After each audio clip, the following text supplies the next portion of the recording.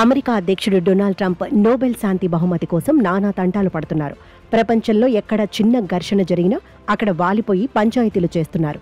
మరోవైపు ఆయనను ఒక శాంతి దూతగా చిత్రీకరించేందుకు శ్వేత సౌధంలోని కార్యవర్గం కింద మీద పడుతోంది. మా అధ్యక్షుడు సగటున నెలకో శాంతి సంధిని కుదురుస్తున్నారంటూ గొప్పలు చెప్తున్నారు. ఇక ట్రంప్ కూడా సమయం దొరికినప్పుడల్లా ఎన్నో యుద్ధాలను ఆపానని, తనకు నోబెల్ శాంతి బహుమతి ఇవ్వాల్సిందేనని అంటున్నారు. ఈ క్రమంలోనే తాజాగా మరోసారి ట్రంప్ కీలక వ్యాఖ్యలు చేశారు. వాణిజ్యాన్ని చూపి భారత్ పాకిస్తాన్ మధ్య యుద్ధాన్ని నిలువరించారని అన్నారు. మొత్తం మీద ఇప్పటి వరకు 7 యుద్ధాలను ఆపిన తనకు నోబెల్ శాంతి బహుమతి ఇవ్వాలని పునరుద్ఘాటించారు. ప్రపంచ వేదికపై గతంలో అమెరికా ఎన్నడూ పొందని గౌరవాన్ని ఇప్పుడు పొందే విధంగా వ్యవహరిస్తున్నామని అన్నారు. శాంతి ఒప్పందాలను కుదురుస్తున్నామని, యుద్ధాలను నిలువరిస్తున్నామని చెప్పుకున్నారు.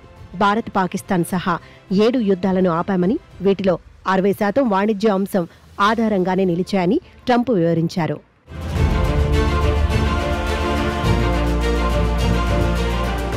రష్యా ఉక్రెయిన్ యుద్ధాన్ని ఆపితే నోబెల్ శాంతి బహుమతి వస్తుందని నాకు కొందరు చెప్పారని, మరి మొత్తం 7 యుద్ధాలను ఆపాను, వాటి సంగతేంటని ట్రంప్ ప్రశ్నించారు.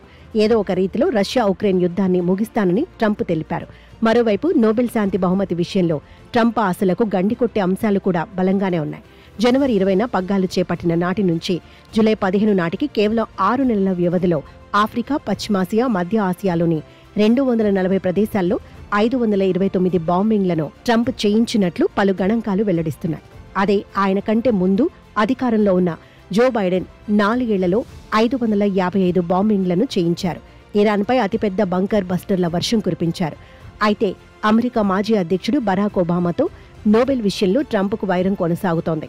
ట్రంప్ తొలిసారి అధ్యక్ష పదవి చేపట్టడానికి ప్రయత్నాలు మొదలుపెట్టినప్పటి నుంచి ఒబామాతో విభేదాలున్నాయి.